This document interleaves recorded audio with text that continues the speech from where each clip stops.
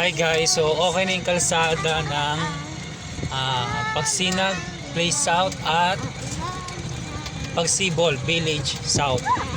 So gawa na siya, yun nga lang may part na since ano siya mababa, so may part na malalim. Ayan, kitang-kita niyo. So may tubig siya. Pero okay naman, gawa na yung kalsada. Kasi ano ito eh, pababa at saka pataas. So yung part na yung ilog yan eh. Gusto ko dun eh. So dito naman pataas naman to. Unang subdivision na makikita nyo is Pagsibol Village South. So Pagsibol, ang bahay is duplex, means isa lang yung katabi mo, then yung gilid mo is parking lot or carport. Dito sa Pagsibol Village, yan yung may mga ilaw na yan yung may court. Tapos ito yung gate entrance ng subdivision. Ayan. So 24/7 yung security, then ganito yung tsura ng inyong yan ayan yung tsura ng inyong magiging subdivision. So yan. Yan. Ang kanyang sukat is 54 square meter by 45.4 square meter. Sa kabila naman is yung Pagsinag Place South. Dito yung mga turnover ko na buyers. Ayan. So ito yung sliding window na upon turnover. Then malalapad din yung kanyang harap na may 3 meters. At meron kayong laundry area. Ito naman yung kanyang gate. Ayan. So tapos na to last year pa. Na turnover this year. Meron nating mga nakalipat. So dito 500 meters from Pagsinag Place South is school na malapit. Ito yung ayan, ito yung pwedeng lakarin siya since meron namang mga ilaw dyan. Ayan, solar yung mga ilaw na nilagay. Yung yung kalsada is sementado na rin, unlike before na puro bako-bako, puro putik or lupa. So ngayon okay na siya. Itong school na to is public school, elementary school at high school, Ciudad Nuevo. Ayan, magkatapat siya na elementary at magkatapat na National High School. So ganyan itsura niya guys. Ano, Ciudad Nuevo National High School. Ayan, at elementary school. Ayan yung pasukan, tuturo ko Yan yung pasukan, ito yung elementary at ito yung high school sa kabila. Meron ding ginagawa silang building. So from dito, ayan, tuturo ko sa inyo. Diyan is papunta Pagsinag. Dito is palabas papuntang Bayan.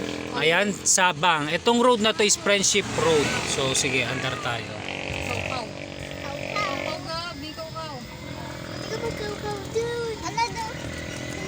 Ayan na. Stop! Alis ka dyan! Go! Ala, may isa pang na doon daw. Go! Tapos bueno. Ay, sila!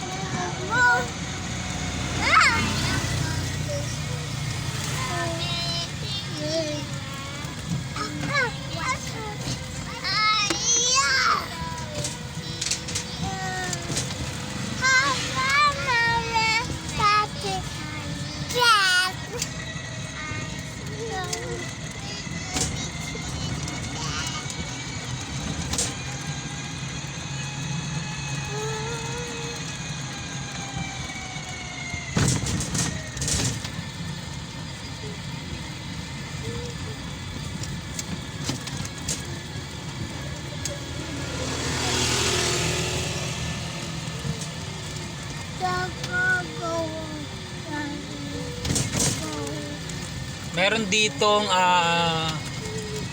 not sure kung warehouse o factory. Ayan, ito yung tsura niya. So kung sino gusto maghanap ng trabaho, pwede siguro mag-apply dyan. Ayan. Tapos 3 to 5 minutes. Ayan. Ito na yung Sabang. Ano ba? Anong road to? Governor's Drive to, no? So, ito yung Sabang. Labasan na ng subdivision. So, dito, papunta doon is Pa13. Yan. Yan, tuturo ka. Pa13, dyan. Yan, Pa13. Dito naman is Pabayan. Dito yung Barangay Hall, yung Dali, 7-Eleven, mga grocery, no?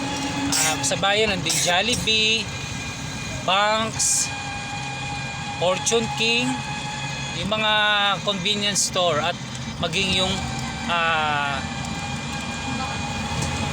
restaurants. Ayan. So pabayan dito.